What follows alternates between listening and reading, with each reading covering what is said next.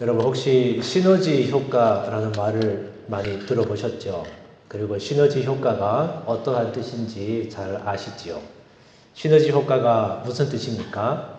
각각 있는 것들이 하나로 합쳐질 때에 더 큰 효과를 발휘한다. 그것이 바로 시너지 효과입니다. 그러니까 1 더하기 1이 2가 아니라 1 더하기 1을 하게 되면 3이나 4가 되는 그러한 것들을 바로 시너지 효과라고 그렇게 이야기를 할 수가 있습니다.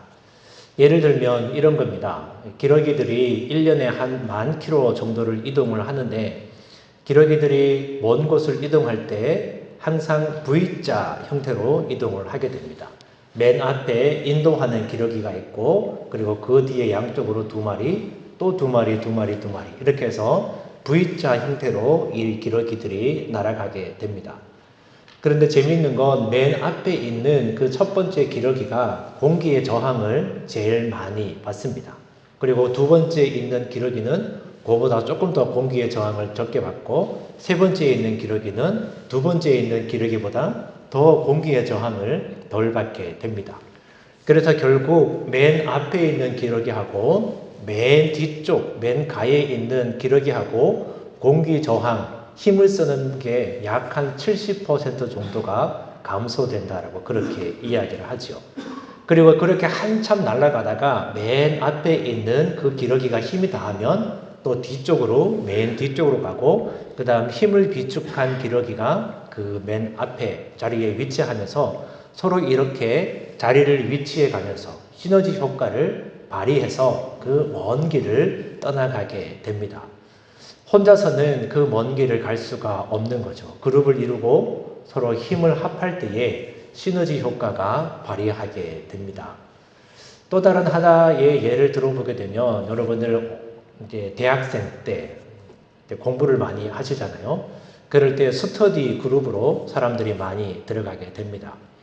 혼자 공부를 하게 되면 아무리 열심히 다짐을 하고 또 다짐을 하고 내일부터는 열심히 공부를 해야지 생각을 하지만 시간이 조금 지나다 보면 자꾸 딴 생각이 자꾸 들게 되죠. 그렇다 보면 또 공부에 집중도도 흩어지게 되고 공부를 놓치게 되고 내일 하지 뭐 이런 경우들이 많습니다. 그럴 때 큰 마음을 먹고 같은 공부를 하고 있는 사람들을 찾아갑니다. 그래서 스터디 그룹을 형성하게 되면 서로의 모습들을 보면서 도전도 얻고 또 그 다음 공부하는 것들도 다 같이 준비를 해야 되기 때문에 열심히 하게 되지요. 오늘 말씀도 우리가 보게 되면 이 말씀이 이 시너지 효과가 잘 드러나는 말씀이다라고 볼 수가 있습니다. 그 이유가 뭘까요? 재미있게 말씀을 드리면 우리가 성경 말씀을 읽다가 보면 항상 성경을 읽다가 걸리는 부분이 있습니다. 그 부분이 어디일까요? 여러분들 성경을 읽으시다가 항상 걸리는 부분은 사람의 이름이 나오는 부분입니다. 그러니까 족보가 나오게 되면 이 족보가 나에게 무엇을 이야기를 하는지 그리고 한국말도 읽기가 힘든데 이 그 히브리어 이름을 자꾸 읽다 보면 발음도 꼬이다 보고 그러다 보면 어머나 해서 이제 그 장은 이렇게 대충 우리가 눈으로 쓱 훑고 넘어가게 되지요. 그런데 어떤 기회가 돼서 오늘처럼 우리가 같이 이 느헤미야 3장의 말씀들을 우리가 같이 살펴보겠습니다. 그러고 다 같이 한 절 한 절 읽다가 보면 우리가 더 집중하게 되고 이 말씀을 하나도 빠지지 않고 다 같이 살피게 됩니다. 시너지 효과로 집중을 잘 하는 것이죠. 물론 중간에 이렇게 포기를 하시고 주무실 분들도 계시겠지만 대부분 잘 들으시리라 생각이 됩니다. 이것이 우리의 태도에 대한 시너지 효과라면 오늘 우리 본문은 성벽을 재건하는 이스라엘 백성들에게 있어서 지금 가장 시급한 문제였던 성벽을 재건하는 그 문제에 있어서도 아주 훌륭한 시너지 효과를 보여주고 있습니다. 제가 2장은 우리가 살펴보지 않았는데 2장의 내용들을 간략하게 설명드리면 이렇습니다. 느헤미야가 예루살렘 성벽이 불타서 여전히 무너진 채로 있다라는 소식을 듣고 이제 왕에게 허락을 구하게 되지요. 그리고 왕의 허락이 떨어져서 이 재건할 재료들 그리고 비용들을 가지고 예루살렘으로 돌아오게 됩니다.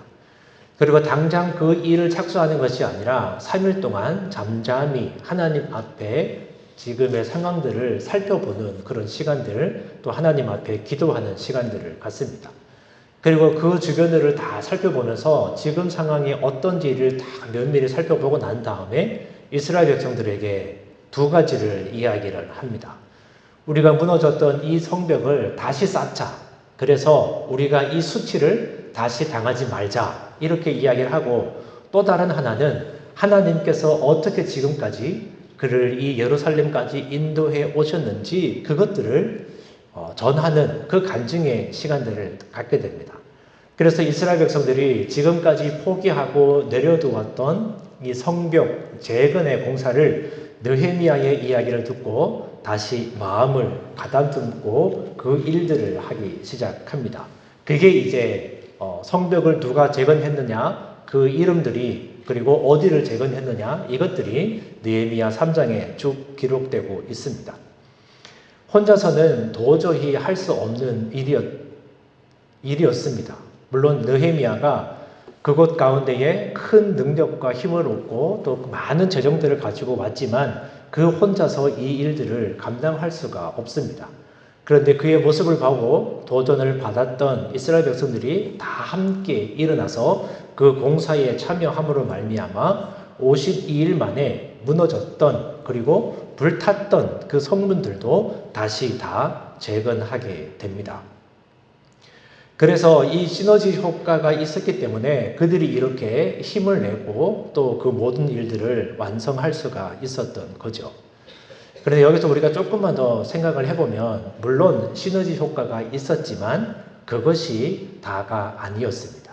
하나님께서 이스라엘 백성들과 함께 하셨고 하나님의 은혜가 그 가운데에 있었기 때문에 가능한 일이었습니다. 나 혼자가 아니라 우리가 함께 한다라는 그 생각이 그들에게 힘을 주었던 것이지요.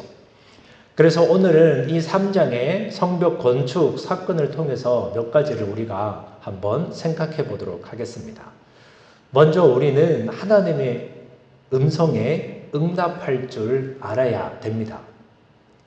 우리가 하나님의 사람들로서 또 개인과 교회가 어느 때가 심각한 위기의 때다라고 이렇게 생각을 하십니까? 가장 근본적인 것은 우리가 죄를 지을 때 그때가 위기의 때지요. 모든 문제의 근원은 죄가 있습니다. 그러나 그것보다 더 심각한 위기는 하나님의 말씀이 우리들 가운데에 들려올 때 그 말씀에 아무런 반응도 하지 않는 것, 그것이 더 심각한 위기라고 이야기할 수가 있습니다. 하나님이 죄 지은 영혼에 대해서 그 죄를 돌이키게 하시기 위해서 그들에게 말씀을 하시지요. 그러나 그의 음성을 듣지 않습니다. 말씀이 들려와도 그것이 하나님의 음성인지 아닌지 분간도 하지 못하고 또 듣지 못하고 들어도 무슨 소리인지 알지 못합니다. 그것이 바로 진정한 위기이지요. 우리는 죄를 지을 수 있습니다. 누구보다 연약한 우리들이기 때문에 누구나 다 죄를 쉽게 짓는다는 것 우리 모두의 고백이지요. 그러나 죄를 짓고도 돌이키지 못하는 것, 그것이 바로 신앙의 참 위기입니다. 하나님의 역사, 하나님의 일하심을 보고도 움직이지 않는 것, 사다같이 하나님께서 부르짖어도 여전히 잠자고 있는 하나님의 백성, 그리고 잠자고 있는 그 교회가 문제입니다.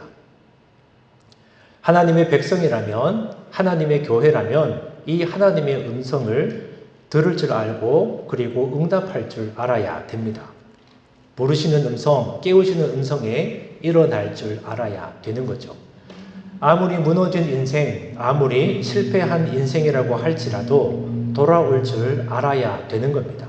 오늘 말씀을 보게 되면 이스라엘 백성들은 하나님의 부르심에 응답하여 그들이 분연히 일어난 것을 볼 수가 있지요.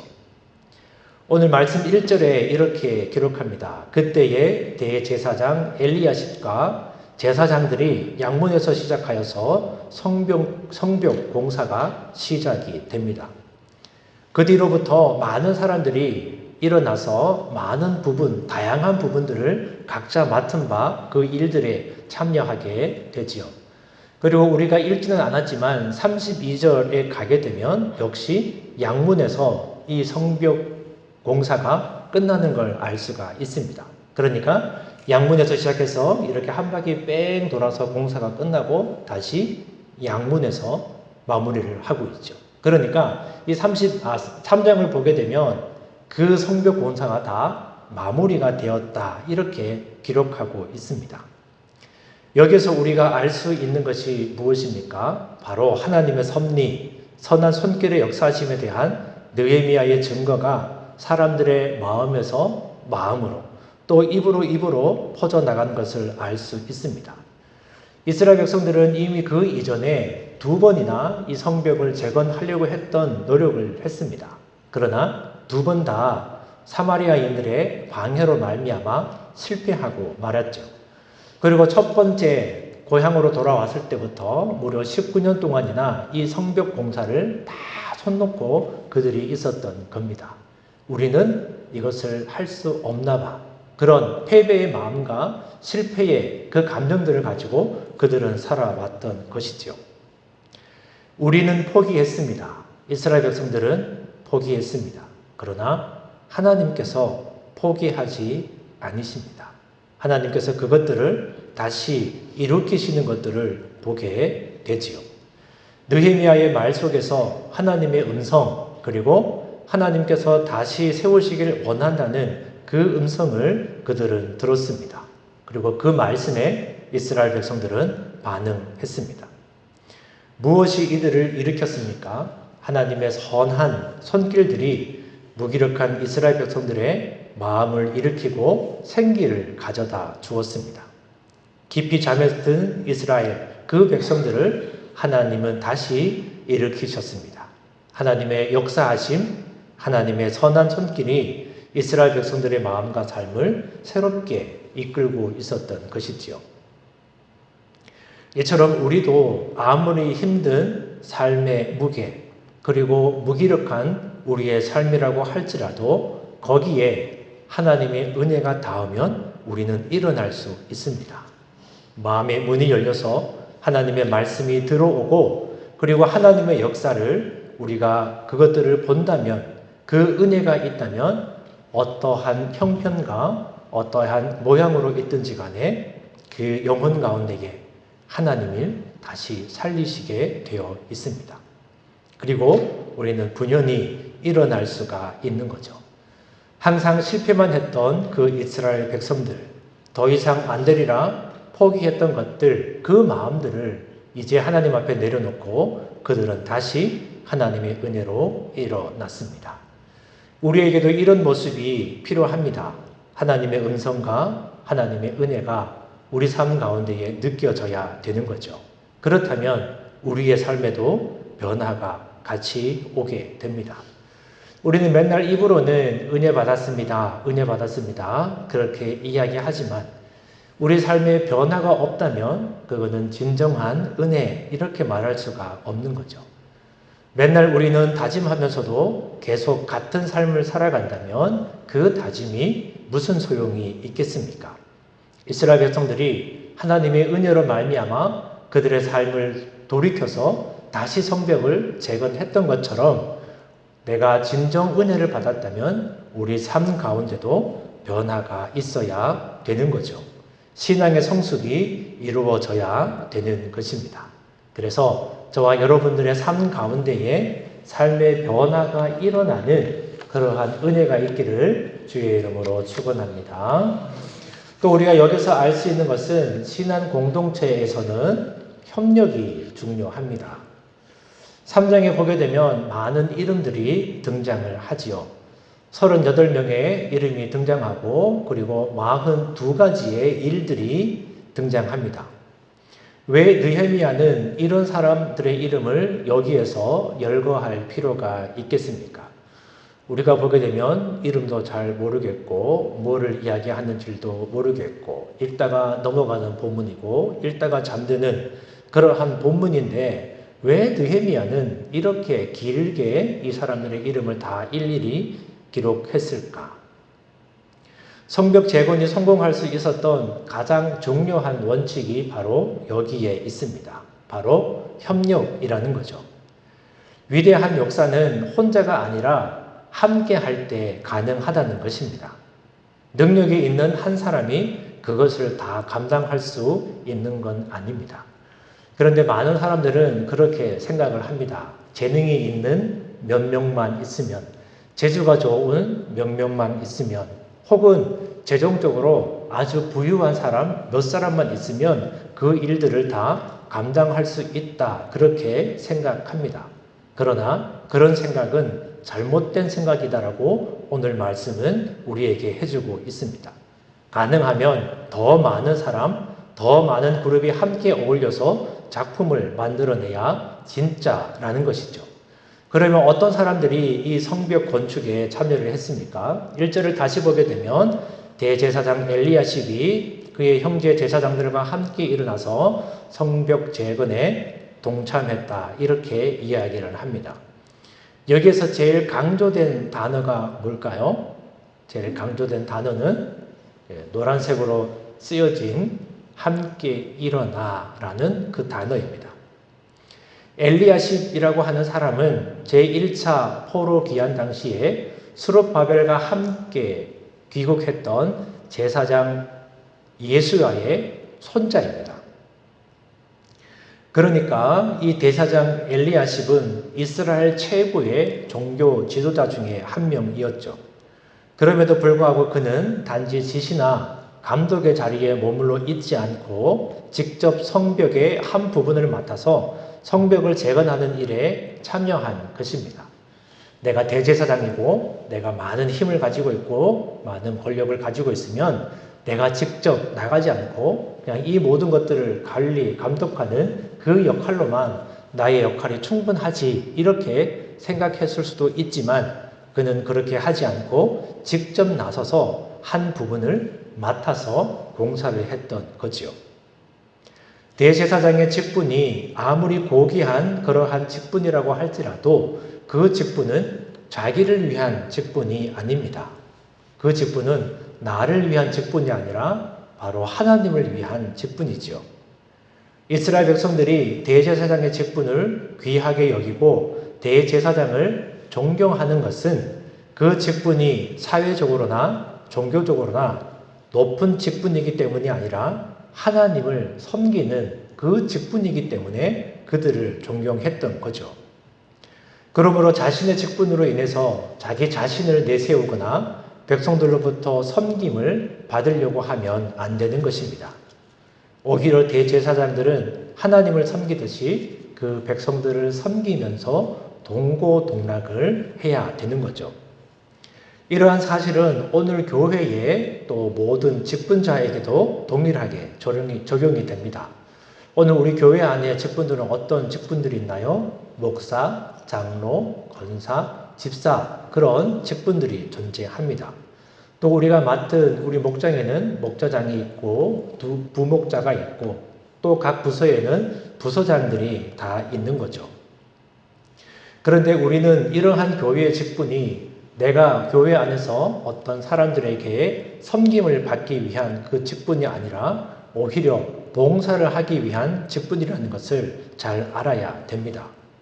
그래서 직분자들은 오히려 다른 직분자들보다 더 많이 봉사하고 또 더 많이 섬기는 일에 솔선수범해야 되는 거죠. 그런데 오늘날 주변에 많은 교회의 직분을 받은 분들은 마치 사회의 계급과 같이 생각해서 봉사나 섬김에 솔선수범보다는 성도들로부터 섬김을 받으려고 하는 사람들이 많이 있습니다. 그 중에서도 특별히 우리 목사님들이 제일 심하게 드러나게 되지요. 어떤 사람들은 마치 자신이 하나님이 된 것처럼 그렇게 교회 가운데에 군림하고 있는 분들도 보게 됩니다. 이러한 사람들은 하나님께서 그들에게 주신 직분의 참된 의미를 알지 못하는 사람들이지요. 그러면 참된 직분은 어떤 직분이겠습니까? 예수님을 통해서 그 모습을 발견할 수가 있습니다. 예수님은 이 땅에 오실 때 만왕의 왕으로 오셨고 또 대제사장으로 오셨고 그리고 선지자로 오셨습니다. 그럼에도 불구하고 오히려 많은 사람들을 섬기는 모습을 보여주셨습니다. 종의 모습으로 오실 때부터 그렇게 오셔서 일평생 섬기는 삶을 사셨습니다. 그리고 마지막에 모든 사람의 목숨을 대신해서 대성물로 그 자신을 드렸습니다. 바로 그 주님께서 사도들을 향해서 이렇게 말씀하셨죠. 요한복음 3장 15절 말씀에 보게 되면 내가 너희에게 행한 것 같이 너희도 행하게 하려 하여 본을 보였노라. 그렇게 말씀하셨습니다. 이 말씀이 무슨 말씀입니까? 예수님의 제자들, 사도들 역시 주님을 본받아서 섬기는 그런 삶을 살아야 된다라는 말씀이지요. 이렇게 교회의 모든 직분은 섬김을 위한 그 직분입니다. 그렇기에 주님께서 선수 보여주셨던 그 삶의 모습처럼 특별히 직분된 저와 여러분들은 섬김을 위한 교회의 직분의 의미를 더 잘 아시고 또 교회를 위해서 더욱 열심히 섬기는 저와 여러분들이 또 되실 수 있기를 바랍니다. 그런데 이제 제사장들이 제일 먼저 어디를 건축하게 되나요? 자, 1절 말씀을 다시 보게 되면 그가 제일 먼저 어디에서부터 건축을 하냐면 양문을 건축하게 됩니다. 여러분 여기에서 이야기하는 양문이 뭘까요? 저희 교회 본당 뒤편에 들어오는 문이 양문이죠. 문이 2개가 달려서 성경에 양문이라고 이야기를 할까요? 예, 여기서 이야기하는 이 양문은 문이 2개가 있었기 때문에 양문이 아니라 양이 드나드는 문입니다. 그래서 양문이라고 이렇게 이야기를 하죠.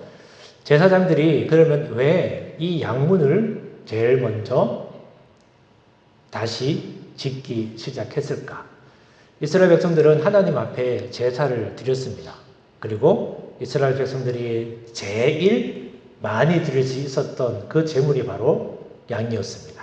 소는 너무 비싸고 비둘기나 아니면 곡식 같은 거는 없는 사람들이 하나님 앞에 드리는 제물이고, 그래서 평범한 이스라엘 백성들이 하나님 앞에 드릴 수 있는 가장 흔한 제물이 바로 양이었습니다. 그래서 이 양들이 드나드는, 하나님 앞에 제를 드리기 위해서 양들이 드나드는 그 문이 바로 양문, 이렇게 불렸습니다. 그러니까 이 제사장들이 양문을 제일 먼저 건축하고 제일 먼저 재건했다는 이야기는 뭐냐면 이제 그들의 삶 가운데에 무너졌던 예배의 자리, 제사의 자리를 제일 먼저 회복한 것이라 그렇게 볼 수가 있는 겁니다. 그러니까 이 제사장들이 제사를 담당을 하면서 하나님 앞에 드리는 그 제사를 담당을 하면서 이제 무너졌던 제사가, 무너졌던 하나님 앞에 드리는 예배가 다시 회복되기를 바라는 그 마음에서 제일 먼저 양의 문을 수축하게 됩니다. 우리도 그렇습니다. 우리 가운데에 문제가 있다면 그동안 무너졌던 우리 예배의 자리들을 먼저 회복해야 됩니다. 그것들을 바로 잡아야 되는 거죠. 먼저 예배가 회복되어야만이 우리 삶에 있는 모든 문제의 근원들이 다 회복이 될 수가 있습니다. 예배를 우선순위로 세울 때 무너졌던 그 성벽, 무너졌던 우리의 삶의 자리들을 다시 세울 수가 있는 겁니다. 여러분들은 여러분들의 삶 가운데서 최우선이 예배가 되고 있습니까? 예배가 내 삶의 중심이 되고 있습니까? 예배가 내 삶 가운데서 바로 세워져 있습니까? 그런데 우리가 예배를 드린다, 예배가 세워진다 라고 이야기를 할 때 꼭 이 예배당에서 주일날, 수요일날만 이루어지는 것이 아닙니다. 예배의 진정한 능력이 어디에 있는가? 바로 하나님께서 함께 함으로 말미암아 죽었던 생명들이 살아나는 것, 그것이 바로 예배의 진정한 의미이죠. 죄로 인해 수밖에 죽을 수 없었던 우리들이 예배를 통해서 그리고 예수 그리스도의 십자가의 대속의 은혜를 통해서 생명을 얻는 것이 바로 예배입니다. 그렇기에 우리의 삶 전 영역이 예배로 세워지는 그런 자리가 되어야 되는 것이지요. 우리가 있는 직장이, 또 여러분들이 계시는 가정이, 우리가 속해 있는 어떤 모임들이 우리를 통해서 예수 그리스도의 생명이 흘러 넘치는 그 자리가 된다면 그 자리가 바로 예배의 자리가 되는 것입니다. 우리의 삶 가운데에 모든 우리가 함께하는 자리 가운데에 이 하나님의 은혜가 함께해서 예배가 살아나고 우리가 가는 그곳이 하나님께서 함께 하심으로 말미암아 생명의 자리가 될 수 있기를 또 주의 이름으로 축원드립니다. 자, 2절 말씀을 보게 되면 그 다음에 여리고 사람들이 등장해서 건축하게 됩니다. 또 그 다음은 이므리의 아들 삭굴이 건축했고 3절을 보게 되면 어문은 뭘까요? 어문? 양문이랑 비슷하겠죠? 어문은 물고기들이 왔다 갔다 하는 자리입니다. 그러니까 이 팔레스타인 사람들이 바닷가에서 물고기를 잡아서 이스라엘의 예루살렘 성으로 이 물고기를 팔러 들어옵니다. 그래서 그곳 가운데에 시장이 형성이 되어 있는데 이 물고기들이 왔다 갔다 하는 그것을 어문이라고 이렇게 부르게 됩니다. 그것을 하스나의 자손들이 건축하게 됩니다. 그 다음은 누군가요? 4절에 보게 되면 그 다음은 학고스의 손자 우리아의 아들 무레못이 중수하였고 그 다음은 무세사벨의 손자 베레가의 아들 우슬람이 중수하였고 그 다음은 바하나의 아들 사독이 중수하였고 그 다음은 또 누가 중수하였나요? 네, 이렇게 계속 중수하고 중수하는 내용들이 나오고 있습니다. 오늘 설교가 참 쉽습니다. 누가 어디를 중수했고 이것만 해도 우리 3장을 하게 되면 아마 1시간 넘게 설교를 할 수 있을 겁니다. 그런데 오늘 말씀에 중요한 또 다른 한 단어가 바로 그 다음은 이라는 단어입니다. 첫 번째로 중요한 단어가 함께 일어났다라는 단어고 두 번째 중요한 단어가 그 다음은 이라는 그러한 단어이죠. 이 이야기는 누군가 혼자 계속해서 했다는 것이 아닙니다. 혼자 이름만 나온다면 그 다음이라고 하는 이 단어는 필요하지 않습니다. 이 사역은 이 사람이, 저 사역은 저 사람이 감당을 합니다. 혼자 독점하지 않습니다. 내가 능력이 많다고, 내가 재정이 많다고, 내가 어떤 권력을 가지고 있다고 그것들을 다 하지 않습니다. 이처럼 우리 교회도 여러 가지 많은 사역들이 있습니다. 그리고 그 사역들을 우리가 골고루 나누어서 부담해야 되는 거죠. 왜냐하면 우리 교회는 여러 지체가 함께 모여있는 곳이기 때문입니다. 교회는 부족해도 우리 함께 같이 일해야 되는 거죠. 능력이 모자라도 괜찮습니다. 재정적으로 좀 힘이 부쳐도 괜찮습니다. 우리 교회는 함께 일하는 것이 더 아름다운 그런 교회가 되어야 됩니다. 남자이고 여자이고 어린아이고 어른이고 구별도 없습니다. 힘만 있으면 되나요? 아니요. 힘만 있다고 되는 일도 아닙니다. 물론 힘이 있어서 되는 일도 있지만 힘만 가지고 다 할 수 있는 것도 아닙니다. 세밀한 일들도 필요한 거죠. 그리고 그것을 감당할 사람들도 필요합니다. 말씀만 보게 되니까 주로 남자들의 이름만 나오는 것 같지만 12절 말씀 우리가 읽어보지는 않았는데 12절 말씀 보면 이렇게 기록합니다. 그 다음은 예루살렘 지방 절반을 다스리는 할루에스의 아들 살롬과 그의 딸들이 중수하였고 이제는 딸들도 등장하지요. 교회가 바로 이런 곳입니다. 여인들이라고 해서 제외되지 않습니다. 예루살렘 절반을 다스리는 힘과 능력과 권세가 있는 사람도 있고요. 귀족들도 있습니다. 금장색, 그러니까 금세공하는 사람들, 오늘 말로 하면 주얼리샵 하는 사람들도 있고요. 향품 장사, 오늘 말로 이야기를 하면 화장품 판매를 하시는 그런 사람들도 있고 또 상인들도 있습니다. 물론 여인들도 있지요. 전 공동체가 함께 성벽을 재건하는 겁니다. 14절 말씀 한번 띄워주시겠습니까? 14절 말씀을 보게 되면 분문은 베타게렌 지방을 다스리는 레갑의 아들 말기야가 중수하여 문을 세우고 문짝을 달고 자물쇠와 빗장을 갖추었고, 여기서 이야기하는 분문은 어디일까요? 분문. 오물들이 드나드는 문입니다. 그러니까 지금 우리 교회로 이야기를 하면은 화장실을 이야기를 할 수가 있습니다. 그래서 오물, 사람들의 그런 여러 가지 분변과 오물들이 들어가고 나가는 그러한 오물들이 벌어지는 그 문도 당연히 있는 거죠. 그런데 그것을 누가 중수했다고 합니까? 그 베타게렘이라고 하는 지방을 다스리는 레갑의 아들 말기야가 그것을 중수합니다. 말기야 같으면 어느 정도 재력이 있는 집안, 권세 집안의 아들이죠. 그렇다면 야, 나는 이 더러운 곳 못하겠어. 딴 사람 시켜. 왜 나는 이렇게 더러운 곳 해? 라고 이야기를 할 수 있지만 그 사람도 기꺼이 그 한 곳을 맡아서 그 더럽고 냄새나는 곳을 맡아서 그것을 중수하는 걸 볼 수가 있습니다. 토요일 날 화장실 청소하시는 우리 권사님, 사모님들이 계시는데 볼 때마다 정말 대단하시다라는 그런 생각을 하게 됩니다. 누구나 꺼려하는 그런 정말 더러운 곳에 가서 그 일들을 누구나 다 담당하고 있는 거죠. 이렇게 3장을 보게 되면 느헤미야는 사역의 현장을 40군데로 나누어 놓고 한 형장식을 담당하게 합니다. 양문이면 양문, 어문, 분문, 골짜기문, 샘문 등등 다양한 사역을 감당하게 한 것이지요. 어떤 사람들은 성벽을 쌓습니다. 또 어떤 사람들은 성벽을 쌓을 능력이 안 되면 문짝을 만듭니다. 문짝을 만들 능력도 안 되는 사람은 그 문짝을 달 수 있는 빗장들을 만듭니다. 이렇게 각각 자기의 역할에 따라서 각각 맡은 일들을 다 감당하고 있는 거죠. 그렇기 때문에 우리 교회라고 하는 이 신앙의 공동체도 모든 사람들이 필요합니다. 심지어 자물쇠를 담당하는 그 사람도 있어야 되지요.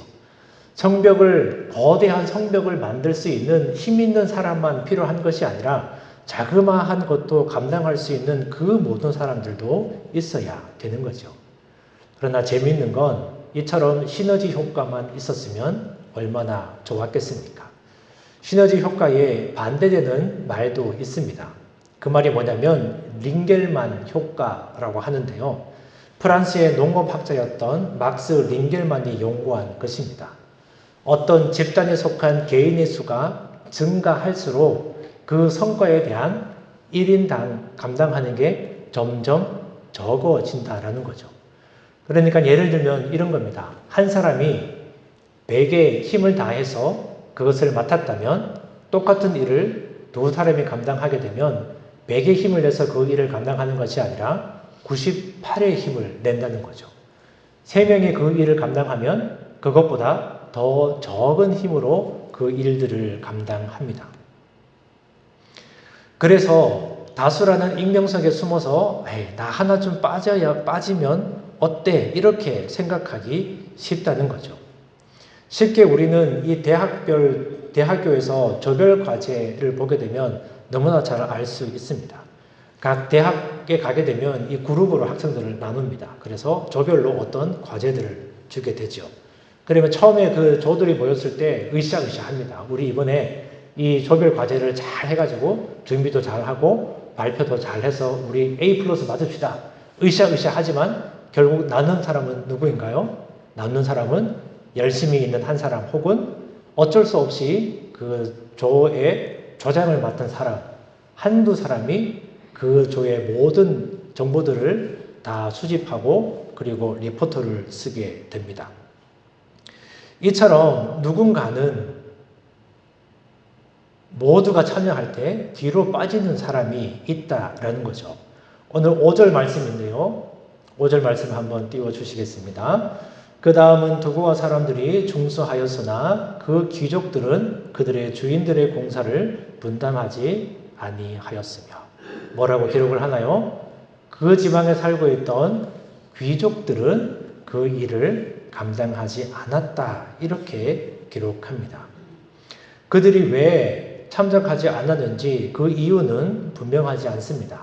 마음에 안 들었던지 아니면 예루살렘 성벽 재건의 필요성을 느끼지 못했든지 아무튼 그 일에 참가하지 않았습니다.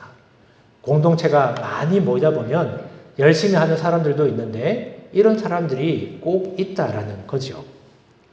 하나님께서는 주의 나라를 위해서 헌신한 모두를 기뻐하시고 또 하나님이 갖고 계신 그 생명책에 그 귀한 이름들을 하나하나 다 적고 계십니다. 그리고 이렇게 뒤로 물러나서 빠져서 게으름 피우는 사람들의 이름도 어떻게 하고 계실까요? 안 적었으면 좋겠는데 오늘 5절 말씀을 보니까 빠졌던 사람들도 기록하고 계십니다. 우리 모두가 다 어떤 모습이든 하나님이 갖고 계신 그 책에 기록이 됩니다. 그러면 여러분들은 어떤 형태로 기록이 되고 싶으십니까? 그 다음을 이어서 거룩한 영적 성벽을 계속 쌓아가는 그런 여러분들로 기록이 되시겠습니까? 아니면 나 자신만의 일을 돌아보다가 주의 일을 소홀히 한 그 부끄러운 이름으로 기록되기를 원하십니까? 바라기는 아무리 어려운 상황이어도 주의 역사에 가담해서 아름다운 신앙의 발자취를 남기는 그런 저와 여러분들이 되시기를 주의 이름으로 축원합니다.